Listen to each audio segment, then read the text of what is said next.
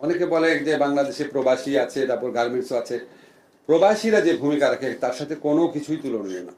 ওনারা এই সরকারে, আপনার ডক্টর মোহাম্মদ ইউনূস স্যার, উনি আপনার ফোন করে যখন দিল্লি থেকে যারা স্টেশন শ্রমিক জেলে ছিলেন তাদেরকে দেশে আনার ব্যবস্থা করলেন, শত শত শ্রমিককে জেল থেকে বাংলাদেশে ফেরত পাঠানো হয়েছে। এরপর পরই তাছাড়া প্রবাসীরা এই ছাত্র জনতার যে আন্দোলন ছিল এটার সাথে একনিষ্ঠভাবে জড়িত ছিল। তো ওনাদের এই ভালোবাসার প্রতিফলন হচ্ছে ওনারা যে রেমিটেন্স পাঠাচ্ছেন।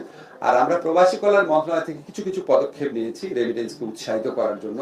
তো এটার ফলশ্রুতি হিসাবে আমরা এই রেমিটেন্সের বৃদ্ধি দেখছি। আমাদের এই অর্থনৈতিক দুর্দশার সময় রেমিটেন্স না আসলে সত্যি দুর্দশায় পরিণত হতো, এবং আমরা ওনাদের প্রতি কৃতজ্ঞ।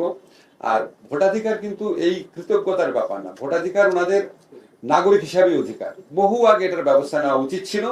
কেন রাজনৈতিক সরকারগুলো 5 বছর করে টাইম পেলে এটা নেয় নাই? আর ফ্যাসিস্ট সরকার ছিল 15 বছর। কথায় কথায় বলতো নাকি ডিজিটাল বাংলাদেশ। ডিজিটাল বাংলাদেশ 15 বছরে ডিজিটালাইজ করে প্রবাসীদের ভোটাধিকার দেওয়া হলো না কেন? ঠিক না?